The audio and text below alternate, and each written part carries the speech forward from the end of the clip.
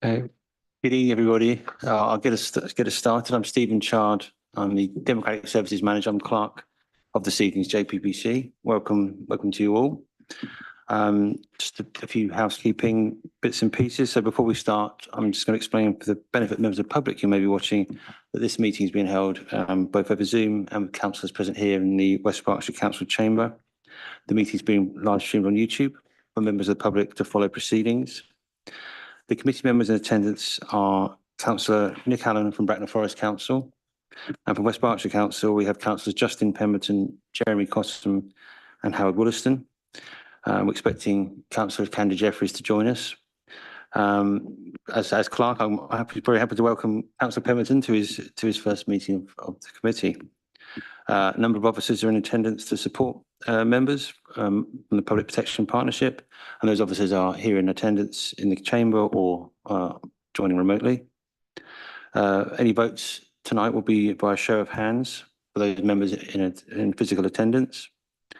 And just finally, just to say, anyone present in the meeting, make sure you switch on your microphones before speaking, speak directly into them, and then switch them off when you've finished. Thank you. So the first item on the agenda is apologies, and from the as clerk, I can say that an apology has been received from Councillor Cherise Welch. That's the apologies, and then I'll just go straight on to item 2, which is to appoint the vice chairman for the remainder of this municipal year. This is because Councillor Dillon, formerly vice chair, and formerly chair of this committee, has stood down after being elected as an MP. So, are there any nominations for vice chairman? Councillor Allen. Could I propose Councillor Justin Pemberton as vice chairman? Thank you. Does that find a seconder? Second, please. Okay, thank you. And any other nominations? That not being okay, thank you. So in that case, can we please put that to the vote that Councillor Pemberton will chair this meeting, or is vice chair? Thank you, and will chair this meeting. So, vice chairman, over to you. Thank you very much indeed, Stephen. Right, so moving on to agenda item number 3. Members are asked if they are willing to accept the previous minutes as an accurate record of the meeting held on the 10th of June 2024. I will propose those minutes from the chair, although we're in a slightly unusual situation that I wasn't at that meeting. Yes. Is that proper? Can we proceed, or that would be? Sorry, Councillor Allen, I'm happy to propose those minutes from the last meeting. Thank you very much, Councillor Allen. Do I find a seconder? Seconded. Councillor Cottam, thank you. Please can members vote by raising their hand if they agree that the minutes can be signed as a true and accurate record of the previous meeting. That motion is carried unanimously. Do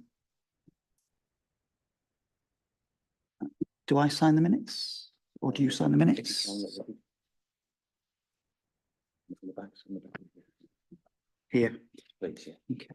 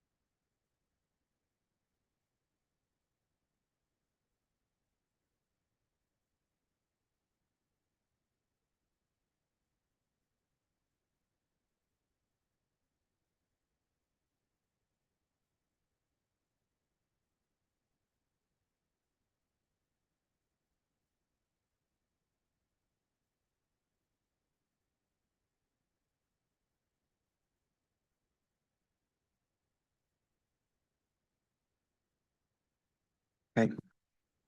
So on the basis that Councillor Jeffreys is not going to attend the meeting tonight, the meeting will proceed on the basis that it's not technically quorate. The items will be spoken to, but any formal decision making will take place afterwards. Yeah. And that's proper and all members are happy to proceed on that basis. Okay, excellent. In which case we'll go on to agenda item 4, which is any outstanding actions from the previous meetings. Can I ask Maura Fraser, please, to provide an update on outstanding items? Those shaded in green have been actioned since the last meeting and will be removed from the list after this meeting. Thank you, Chairman. So item 3, which was the information that Councillor Montgomery was asking for, was sent to him on the 20th of June. So that item will be removed after this meeting. The young people in vaping paper will be coming to the December meeting. So we will ensure that the comments that were articulated at the March meeting are included. And then finally, all the items on the water safety partnership, so item 1, will be included in the 2025-26 report, 24-25 report, which will come to the March meeting next year.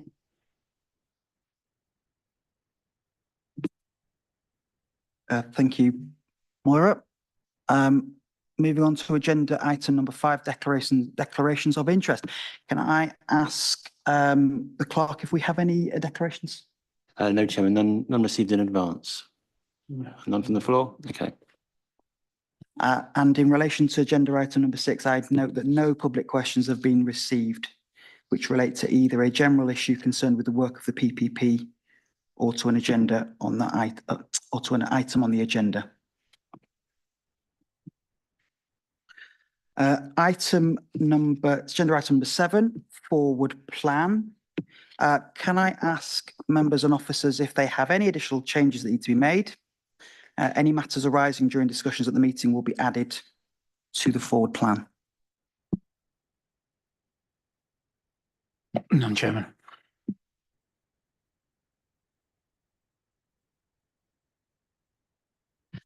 Okay, moving on to agenda item number 8, we have the Public Protection Partnership Service update and Q1 report for the municipal year 2024 to 2025, which I understand Sean Murphy will introduce.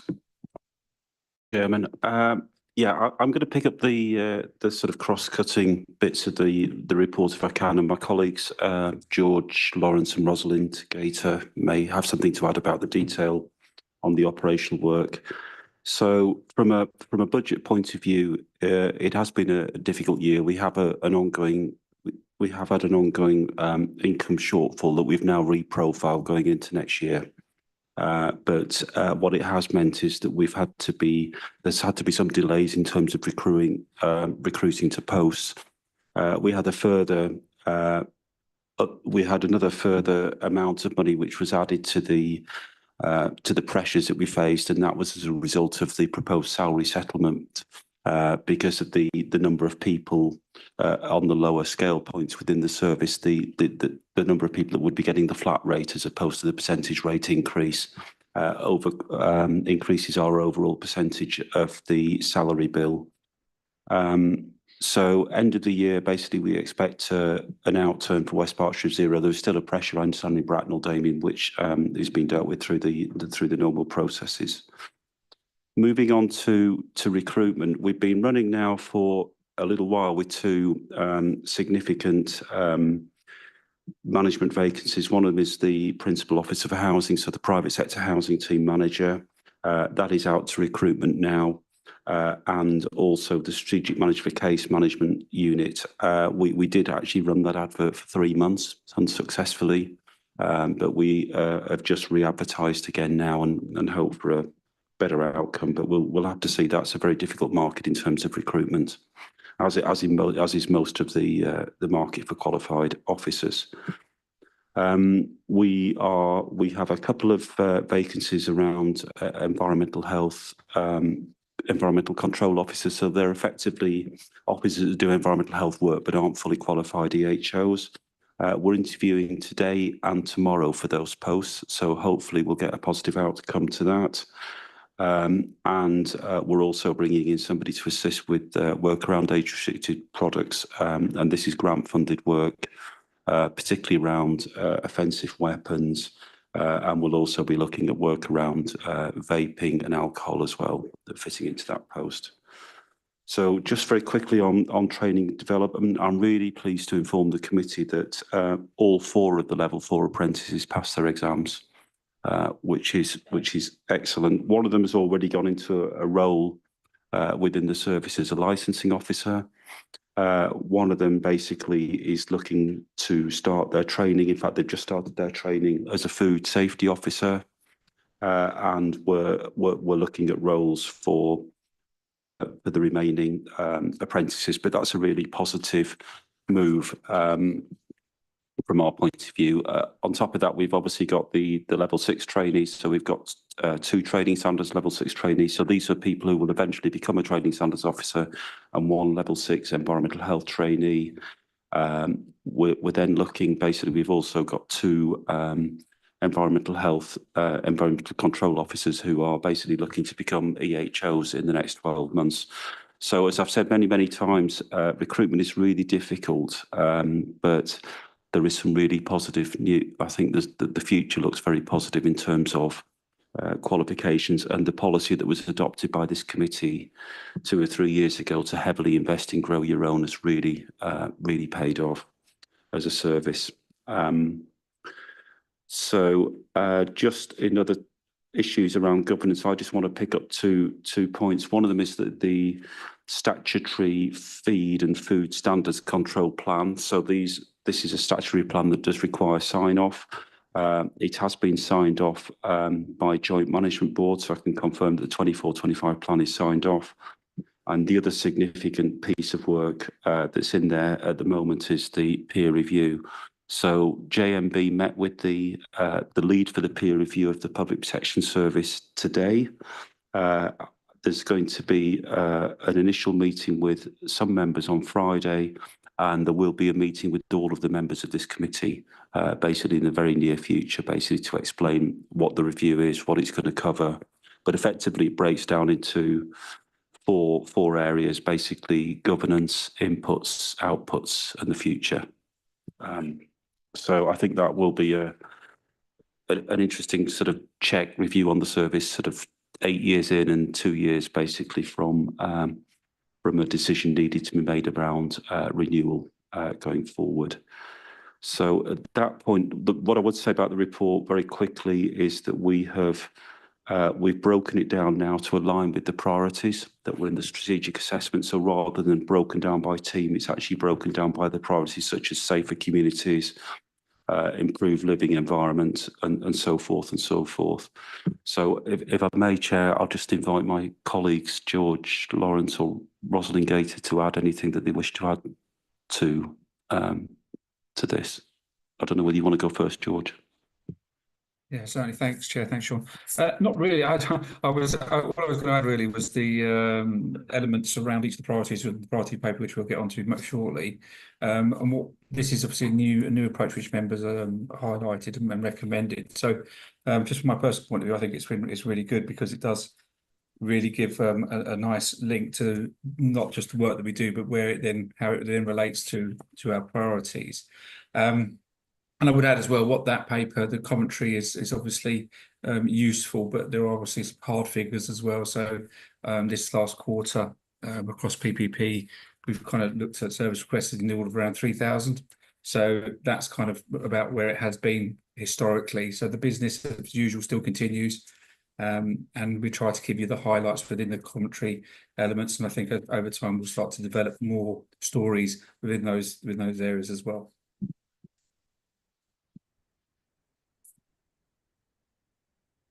Thanks. I don't know whether have you got anything to add, Rosalind?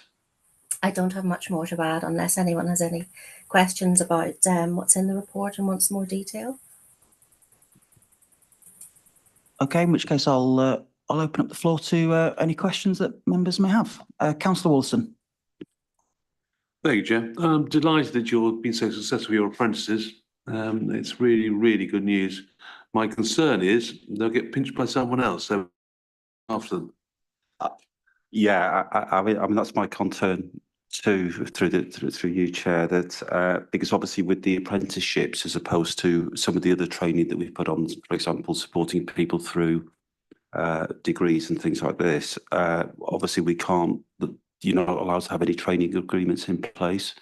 So it is incumbent on us as a service to ensure that basically we've brought them through with the right roles and the right ambitions, basically to stay with us. I mean, the good news is, as I've already said, is that 2 of them have already taken other roles within the service anyway. The key thing for us basically is to keep bringing people through.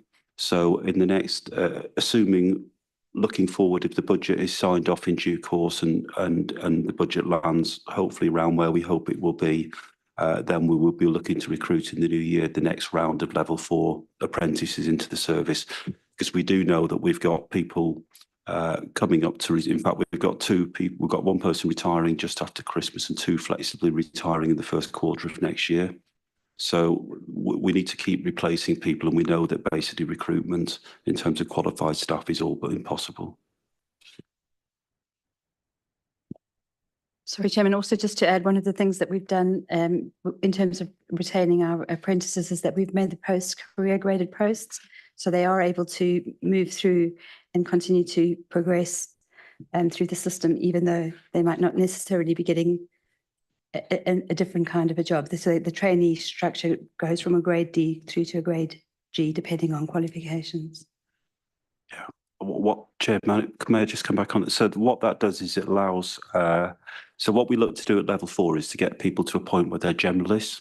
So effectively that they're able to assist across the various teams and various parts of the service. Beyond that, then they move into the sort of level 6, level 5, level 6 specialist world. But actually it may well be that some people want to stay generalists, and there are a role for those generalists as there are a role for specialists. And for us as a service, what we're trying to do is just get the balance right. So what we don't want is 70 fully qualified staff and not enough people basically to do some of the other work. We are working basically very carefully to get that balance right as people progress through the system. But we're always trying to look to support those people that want to progress. Thank you. Councillor Allen? Yeah, thank you, Chair. In 6.4, it mentions about the following vacancies and lists some out there. Are they, but they weren't included in 6.1 as ones you're actively recruiting to. Are they being sort of held open to help the budget, or are you planning to recruit to those as well? So we are planning to recruit. Some of those are actually only coming vacant. Sorry, these are vacant. We actually have another couple which are coming vacant, as I think I mentioned at 6.5.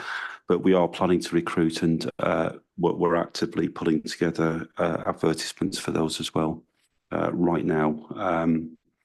But yeah, I mean, we do need, that's quite a lot of vacancies on top of the posts that we actually took out of the structure this year that you're aware of around the budget. So we really do want to recruit as many of those posts as we possibly can, whilst giving those opportunities internally.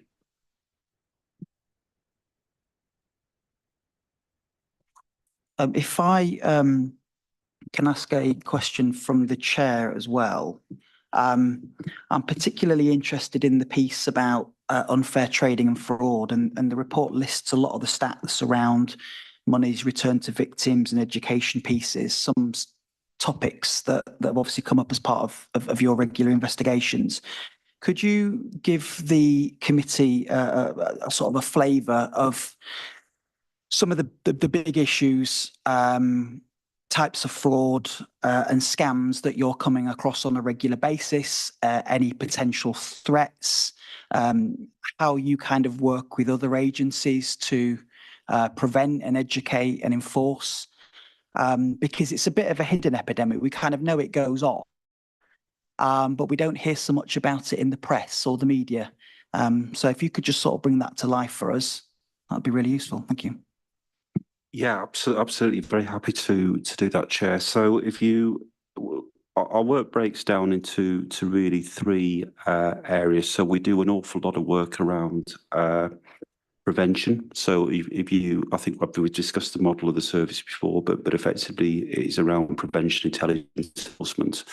So the preventative model includes basically a whole list of actions that you've got there at 11.1. So we do regular presentations around frauds and scams and things like that to targeted groups who are more likely to be victims of those things. Obviously, anybody can be a victim, but there are some people that are more likely to be victims. We work with the banking sector around banking challenges, and we hold a number of events with the banks as well. We have an active process of fitting call blockers and doorbell cameras as well, basically for residents that we have identified as particularly at risk. We work with families of residents, and basically we also look through our victim support officer to assist residents basically to get money back, basically where they've lost money and there may be some fault beyond that of their own, if that makes sense. So in terms of so that may include things like assisting residents to prepare claims with the Financial Ombudsman Service. Work around illegal money lending, I've touched on there, but the biggest issue, I think, basically in terms of high value, relates to work on properties. So I think at 11.12, I've alluded to the amount of money. This was in Q1, so the total reported money lost by victims that we've identified as victims of property-related fraud was 250,000. And I think there was a comment somewhere else on there just saying that it's been a very busy time.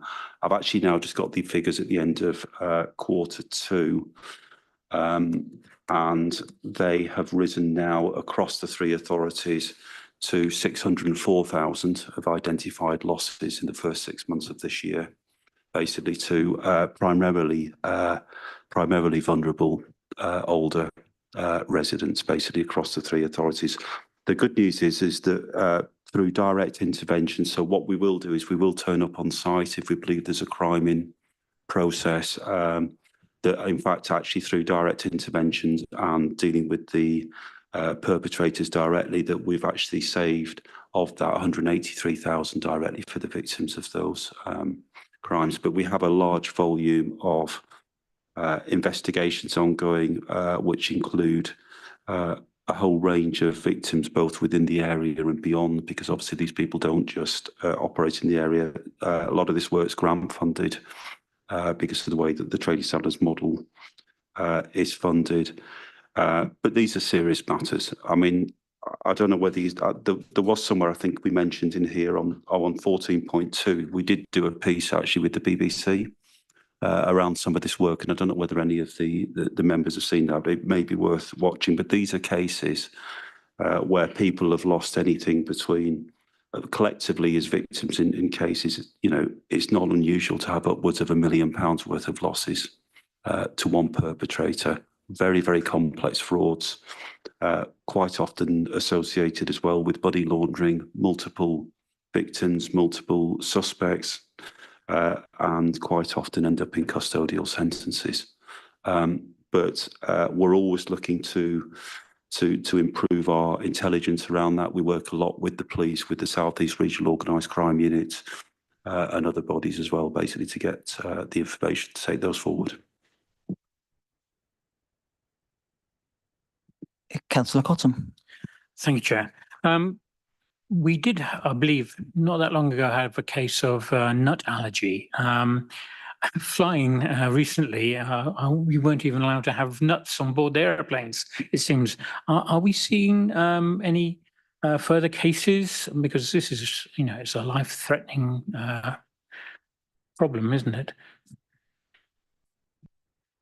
Thank you, Chair. So we do get, I mean, George may wish to come in on this, but we do get service requests from time to time around allergies, but we do carry out comprehensive work around allergies as part of our inspection regime around food standards. So this is one of the real focuses within the strategic assessment.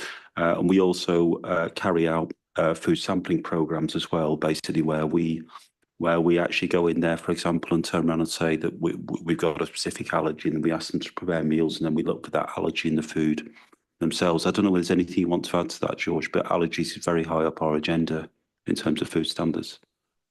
Yeah, no, thanks, Sean. I think that's covered everything, sampling, inspection and intel.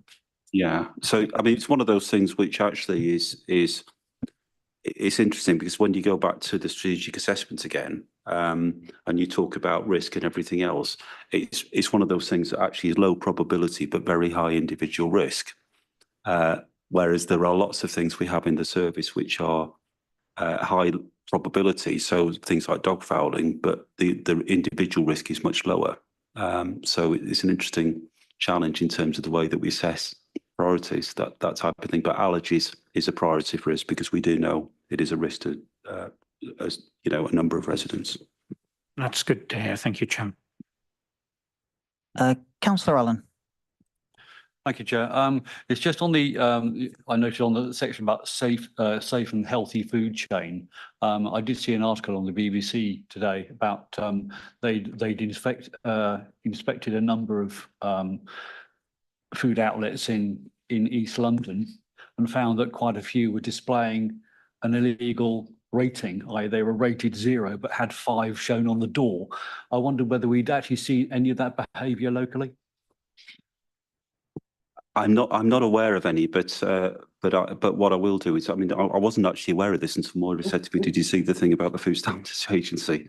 But we have in the past done surveys around ratings, but we've also done surveys about, you know, when you go into like takeaways, and they've quite often got certificates up and things like that, food hygiene certificates and things, basically to make sure that those people actually work there or still work there in some of the cases. But it is something that basically we'll make sure is added to our inspection regime. But certainly from a legal point of view, to have something like that up that was wrong, so the wrong rating when you knew it was the wrong rating, basically would be an offence anyway under trading standards legislation. I've got another question from the chair, if you don't mind, Sean. I just wanted to ask about our private housing stock, because I believe we recently did a housing survey, and I know there's a lot of really good work that you and the team do around the checking of licenses, for example, for HMOs, and checking compliance with the terms of those licenses, and that landlords are doing all of the other things that they're supposed to be doing as well. How many of our HMOs do you think are not licensed? And do you think maybe extra resource might be directed towards that, not just from a financial perspective, but a general compliance perspective? Because if our landlords are not even bothering to license HMOs, they're almost certainly not bothering to comply with other private housing standards that apply. So, Chair, I mean, you're quite right. We did carry out a private sector housing stock survey in West Berkshire in the last year or so, and we've not long had the report, and we're just working through that now. But yes, I mean, HMOs inspections are carried out. We're going through renewal programs at the moment. In fact, actually, because the legislation changed back in 2018, which brought more premises in, and a lot of those basically are going through the renewal process now. So we're carrying out those, but we also have a list of properties that we believe may be HMOs that we are also working through. And in the last few, we have had recently a couple of emergency prohibitions on properties which appear to be operating as HMOs, but basically were unsafe. So you're right. When we come onto the priorities paper, you'll see this, I think, pretty well sits at the top of the list, along with some of the others that are mentioned in that paper going forward. And obviously, focusing resource into those higher risk areas like that basically is what this, you know, is effectively the discussion we'll be having with this committee in due course. Thank you. Do members have any more questions?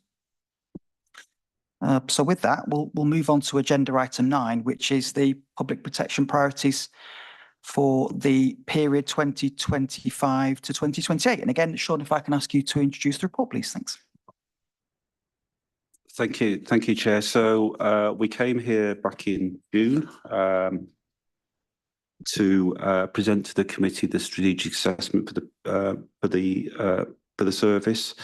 The way that we work basically is we carry out I suppose really a look at all of the data that we have in the service, as well as things that are coming forward in terms of potential issues and things that just come through at a time when they are just current. So I'll give you a couple of examples of that. So more recently, we've had things like the requirement to inspect funeral directors, which we've done.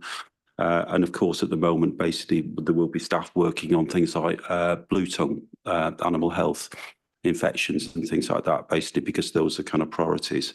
So we came forward, we set out, I think, 50 odd pages, basically, of things that were either pressures around programme or basically business as usual work for the service. And what we said was that we needed to go away and have a conversation with members about basically what work, if we couldn't do it all, like all services, we can't do it all, what work basically we would prioritise. So we had those discussions, and what we've come back with today is a couple of things. One of them is that we use a mechanism for scoring risk. And I've just talked a little bit about risk in the two examples that I just gave. So that mechanism is a mechanism called MORILE, so the management of risk in law enforcement. And what that looks at basically is like any risk model, basically it looks at harm and likelihood.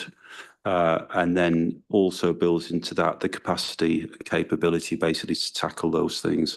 So within harm, you've got the individual harm, the community harm, expectation, environmental, financial, organisation, economic, and then the likelihood around frequency and volume. Now, the risk with that, of course, is you could have something that's high harm but low volume, if that makes sense, low frequency, and you could have something that's very high frequency but relatively low risk, if that makes sense. So there is also scope within this model basically to take account of sort of political views, corporate views, government priorities and everything else. So what we've done is we've looked at what we sought to do since the last meeting was to go out and speak to the members within the authorities. We had a slightly different model within the West Berkshire and Bracknell authorities, but in fact, actually, we ended up with largely the same list, which is interesting. So they're set out at 5.10 of the report, and what members said to us was that private sector housing was right up there at the top of the list in terms of. And that didn't surprise me at all. Obviously, basically, it's a starting point for everybody, really, and obviously it can lead to all sorts of other issues. Basically, if people haven't got good housing conditions, including significant health inequalities and impacts on education and everything else. So that came up there. Food, basically, with the focus on the food inspection programs and dealing with the kind of things that you talked about, priorities around allergens and things like that. Unfair trading and fraud, which we have just talked about. Then community-related matters with a big focus around ASB, domestic and commercial nuisance, licensing, and in fact dog fouling, because it is a real issue for people, basically. And then pest-related issues and things like that. And then focus around young people, and in particular stuff like age-restricted sod products. And then from a Bracknell point of view, we don't do it in West Berkshire, but from a Bracknell point of view, basically environmental crime. So what this paper really was going to ask the committee tonight, if we were core, was to endorse effectively the model that we use in terms of risk management, and to give a view basically on whether they are give a view basically on the priorities that the councils have set for us. I think it's fair to say what was less easy was identifying what was less of a priority, basically. And I think where we got to was that if we could focus on these things, if we could focus on these things beyond that, basically we would need to risk assess the rest as we went through. Although we have got further discussions to have at West Berkshire that I'm aware about as well, basically on priorities. So that's where we got to. The next stage will be to build them into the final 2 years work plan. But it will involve basically potentially moving some resource around the service to deliver against those priorities, in particularly around housing. Thank you very much, Sean. Do members have any questions?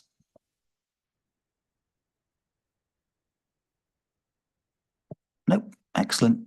So in normal circumstances, we would have had a proposer and seconder for the noting and resolving. So committee was asked to note the outcome of the priority setting discussions with the partner councils, resolve that the morale methodology forms the basis of operational risk, and resolve that those matters identified as priority areas for the council set out at paragraph 5.10 of the report be weighted accordingly in risk and priority calculations. Obviously, we can't have that vote now. So do I just move on to the next agenda item? Okay. In which case, back to you again, Sean. Agenda item 10 is the revenue budget for the municipal year 2025 to 26, including proposed fees and charges schedule. Thank you. Okay, I'll try and be quick with this because I'm conscious that I'm hearing my own voice quite a lot. So you must be hearing it a lot too. So I will. Yes. So basically, where we are is that, as I explained earlier on, we've reprofiled the income budget for the service.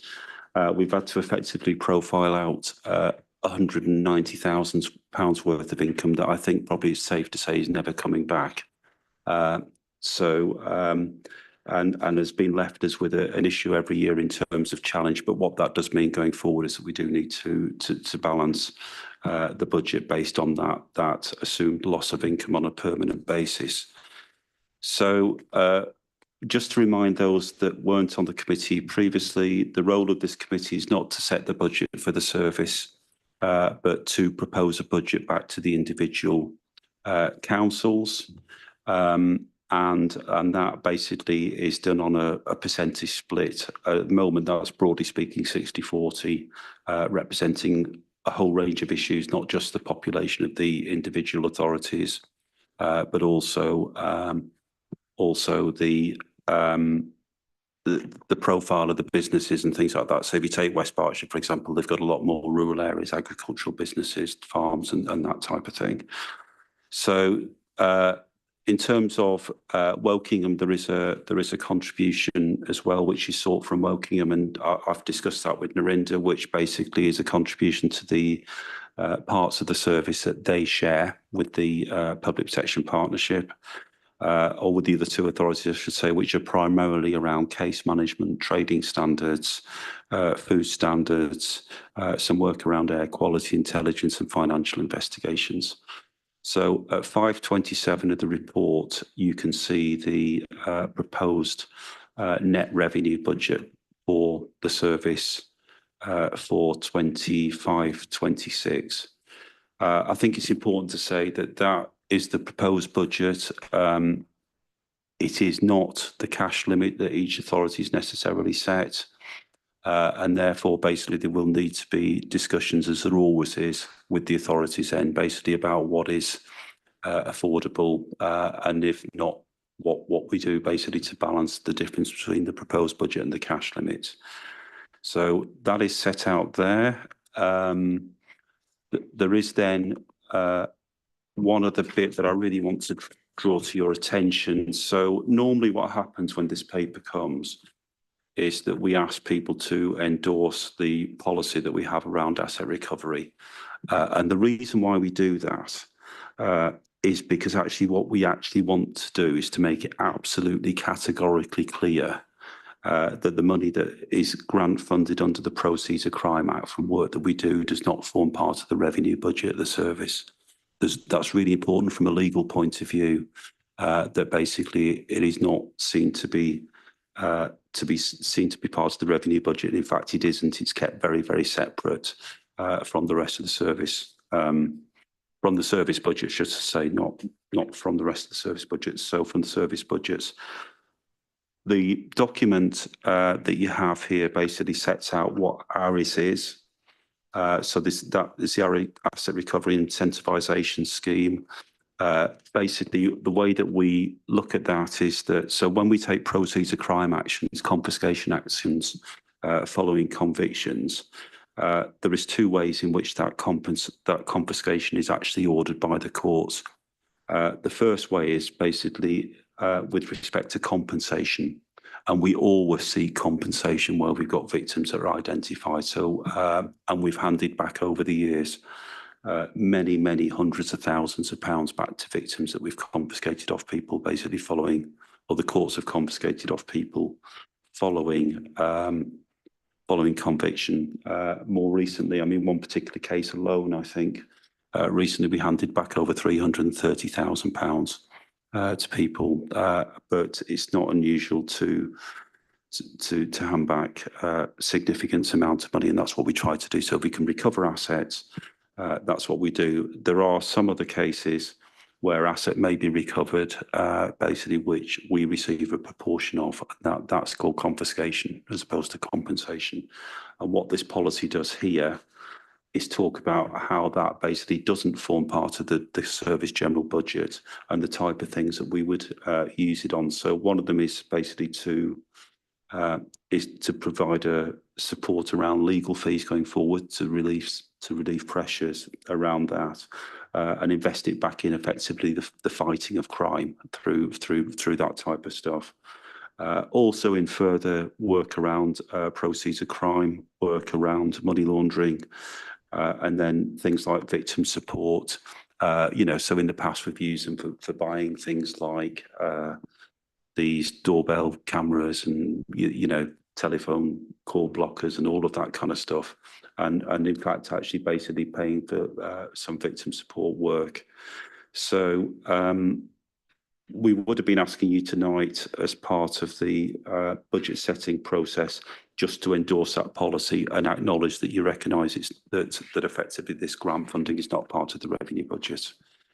And then finally, there is the fees and charges, and we were proposing, and it may well change before it goes to council. Again, it's only a proposition to the councils, but at the moment what we were proposing was 3% for uplift on discretionary fees for 25, 26. We don't know what the individual council's position is on fees yet. I don't think either have finalised that position, and we don't know. And there are some other factors to take into account. So at the moment, the proposition is 3%, but there may need to be some adjustments, as there has been in the past, as we get nearer the fee setting process. But that's what we'll be taking into the licensing committees, and that's what we'll be going out to statutory consultation on, where we have to do statutory consultations. So around some of the taxi and private hire, vehicle and operator fees. And that's, I think, basically, unless there's anything else. Just to say, in terms of the consultation on the fees, I understand that West Berkshire is running a consultation towards the end, well, middle of November till the end of December, and we will liaise with colleagues about feeding into that on our fees. And as always, Bracknell always does a consultation on their budget, and we will make sure that our fees go into that consultation as well. I mean, just to say the basis of this is we're assuming that there will be some sort of salary lift next year. So there are some assumptions in there. So at the moment, we're working on about 2%, I think. And then there will be some other associated costs as well that will lift the cost of the service base going forward. So I don't think we're going to be, I don't see significant changes. There is good basis for it. But obviously, as we go through the fee setting process within the authorities, there may be some adjustments. Yeah, Damien Jones, I think you wanted to come in.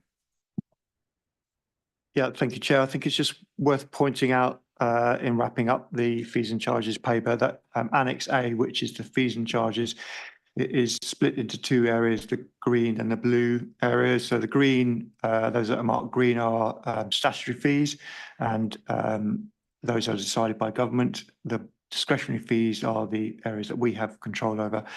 It's worth pointing out that the statutory fees have not been increased from the government since 2011. And it's worth drawing the committee's attention to that and whether they might be minded to lobby or write to the government on those particular statutory fees. That would be good for discussion. Thank you. Yep, thank you for those comments, Mr. James. I do, Councillor Allen. I was about to ask a question based on, or make a comment based on what Damien has just said anyway, in that we had a pre-meeting on this and the fact that the fees, statutory government fees have not changed for, we're going to be coming up to 14 years shortly. I wondered whether both executive members should write to the various, the government minister and lobby that the fact that they should be changed, because, we can probably calculate how much inflation has changed since 2011, and the statutory fees and charges have remained static since then. So we're probably about 30% behind, if nothing else. So as luck would have it, Councillor Allen, I do know that our licensing chair, Councillor Cottam, is in the process of doing just that. Yeah, we felt to get some weight behind it, we put a proposition to motion to council asking that he approve a letter to the government and including the local government association as well, asking exactly that, and maybe we can share what the contents of the letter with yourselves to, be singing off the same hymn sheet. And maybe we should approach all of the unitary authorities and say, guys, we need to get this back because we're talking hundreds, six figures maybe, where we're running behind and, we're running a deficit. We're not getting the fair recharge for all of the services that we've been having. So, yes, we've been working behind the scenes, and that should come before the next full council in November. Sorry, just to follow up on that, do you think it's possible, I don't know whether the PPP could do a sort of, a rough calculation on how much we're losing on these things? We did actually do that, Chair. It's there is an inflation calculator on the Bank of England website, which is fascinating. So you can put effectively what the prior value of something was in any given year, and it would tell you what it would be now, basically, had it kept order with inflation. It was a lot of difference. It was over 50%, I think, something of that order, basically behind. And that won't surprise anybody, basically, after that many years. I do understand that the government were going to look at fees, and because there was a very similar thing with planning fees, wasn't there, which hadn't been changed for years and years. And I think ultimately there was an increase, I think, of about 23%. If we were to have a similar increase basically in our fees, it would significantly go towards basically closing some of our budget gap issues. But because the fees are just, they're just completely out of kilter. You're looking, sort of £180 for a big shop and things like that for a year.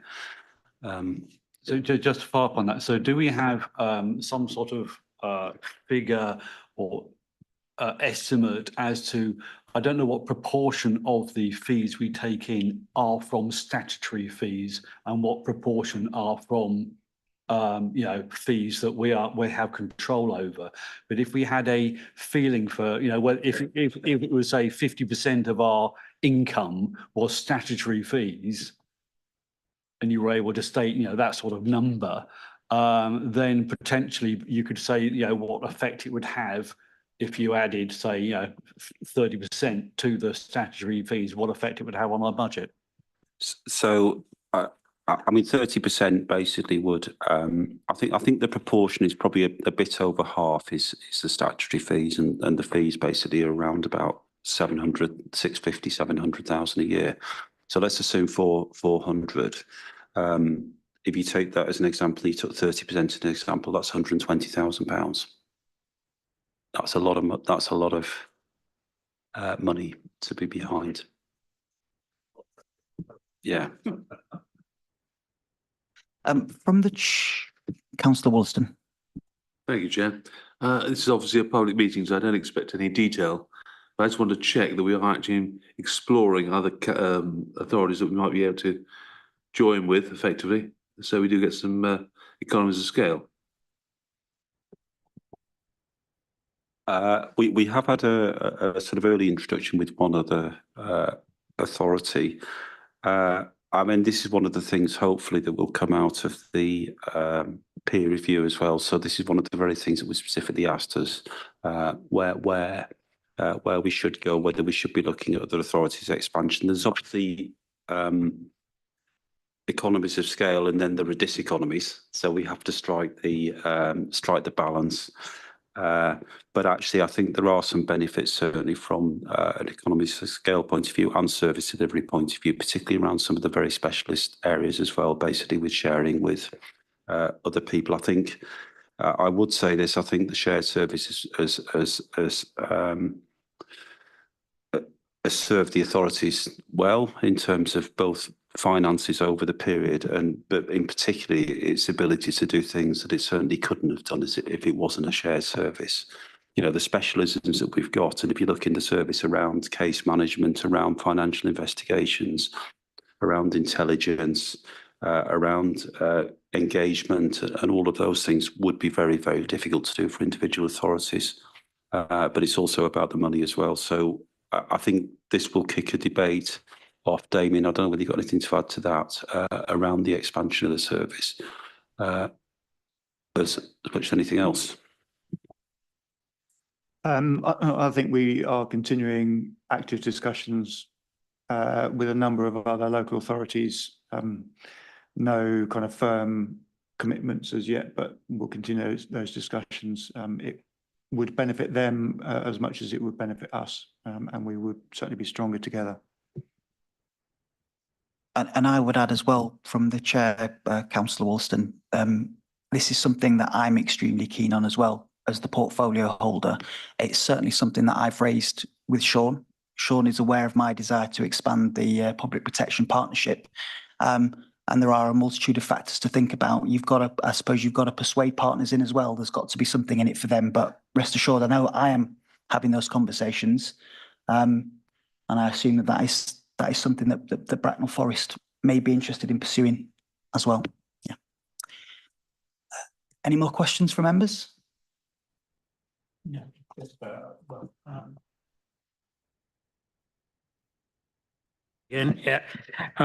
About registration fees for hairdressers, and also about taxi driver fees. Sorry, yeah, there were a couple of. So at the moment, basically, we're not going to make vast fortune out of this, but at the moment, basically, we charge for the registration fees for hairdressers and barbers in Bracknell. For some reason, we don't charge for them in West Berkshire, so we're just going to align those two fees. Although there have been quite a lot of new barbers and hairdressers. So, and we have got some work planned around that as well. So that was one thing. The second thing is that we were looking at the fees for drivers. Now, at the moment, we were looking to include within the fees for drivers the safeguarding training and the disability awareness training. It has proved very difficult to deliver that with the staffing levels that we've got. And we are looking basically as to whether basically the disability and awareness training is taken out of that regime But we deliver the safeguarding training, but we're still looking at all of the options around that, and we'll hopefully have had a bit more of a firmed up position by the time we get to the licensing committees.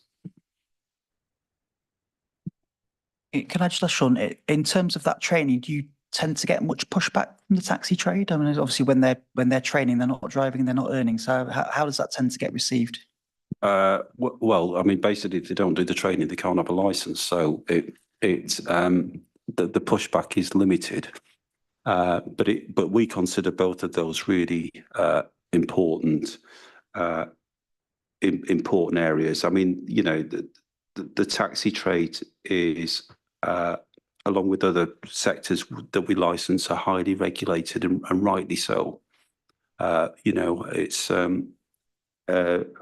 but we did want to move to a position basically where we provided that training ourselves, because at the moment basically they have to go to an external provider for that. But we have, through our own internal safeguarding lead within public protection now, are looking at basically whether we can really get particularly the safeguarding into training integrated in the licensing process that we have in-house.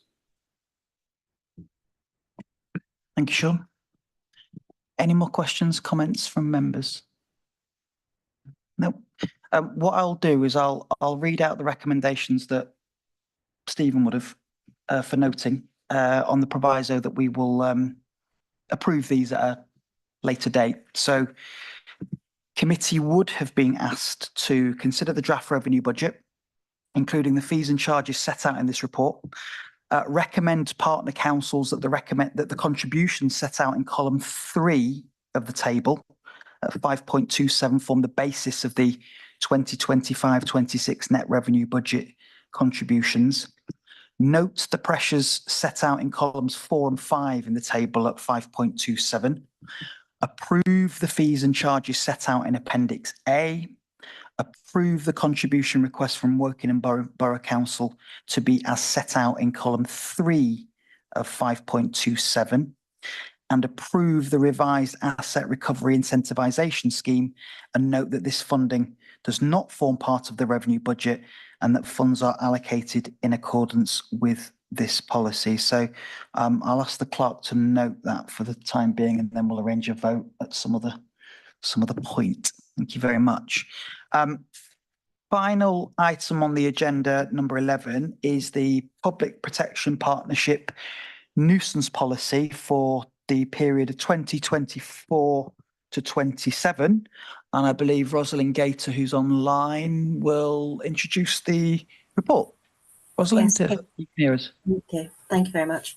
Well, this report brings back to the committee the amended nuisance policy, which went to public consultation since being heard at JPPC in June. We received a good response to the consultation with suggestions and thoughts. These have been added where necessary and the changes tracked into the policy. Essentially, this policy is to provide clarity in our approach to dealing with nuisance and clarity for the public about what is and what isn't a statutory nuisance. We got 68 responses.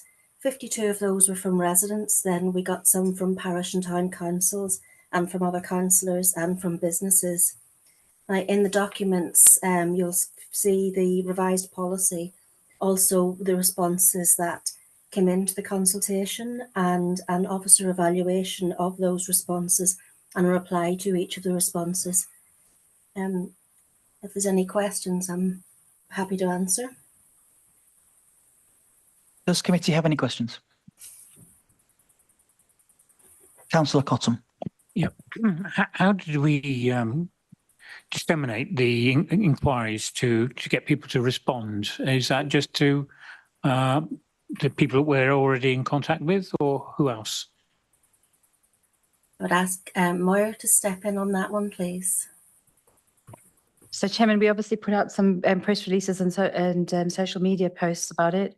The policy was put on both the West Berkshire and the Bracknell Forest, and as well as the PPP websites. And then we wrote to people, for example, on the community panel, and people that would be directly affected, we also wrote to them as well. So if you look in the outcome documents, I'm just trying to find the page. It'll say it's who and how we consulted on page 140. A lot of the responses that we did get back were from the community panel in West Berkshire. I think that system works really well. But we did get a fair split of comments back from residents in Wokingham and Bracknell as well. Great, thank you very much indeed, Chair. Can I ask a question from the chair? In terms of the number of responses, was it broadly in line with what you expected, or did more people contribute or less? And if more, does it highlight something that perhaps we need to be giving a bit more thought to? Chairman, generally speaking, when we run these types of consultations, we usually get between sort of 5 and 10 responses. So we were delighted to get the number that we did. We're not entirely sure for the reasons for that, because we use the same sort of methodology that we normally use. So I would suspect that it's probably more to do with the fact that nuisance affects that many more people than something perhaps like a taxi license, which would be a very small cohort of people. Chair, I could just add, I think that's right. I mean, I haven't got the figures with me, but I think nuisance is probably the biggest single source of service requests that we get, and covers a whole range of things across both domestic and commercial nuisance. So it's certainly something that basically has the public occupied in terms of and to be fair, if you've lived with nuisance, I mean, it can be very, very debilitating and really life affecting. Basically, if you live with certain types of nuisance, basically on a day in, day out basis. So we're hoping this policy just really clarifies that, but it's a very difficult area, because in effect what you're doing is legally applying an objective test to a subjective scenario. So something could be a nuisance in one sense, but not a statutory nuisance, if that makes sense. So it's very difficult, but we do have other tools for dealing with it, in particular mediation. Any more comments or questions? No? Excellent. So again, I'll read out the recommendation that Stephen would have read out on the basis that these will be considered, approved, etc. at a later date. So committee would have been asked to consider responses received during the consultation as set out in Appendix B, and the officer's comments on the responses received are set out in Appendix C. And to approve the nuisance policy 2024 to 27 as set out in Appendix A, subject to any additional changes agreed at the meeting, and to grant authority, to delegate authority, I beg your pardon, to the service lead, public protection, in consultation with the chairman and vice chairman of the committee, to make any minor amendments to the policy once adopted. We'll note that, and then we'll vote on it later. Okay. On that basis, I will now note that all the business of the meeting has been concluded. I thank everybody for attending, and the next meeting of the JPPC will take place on the 16th of December 2024 at the offices at Bracknell Forest Council. Thanks a lot.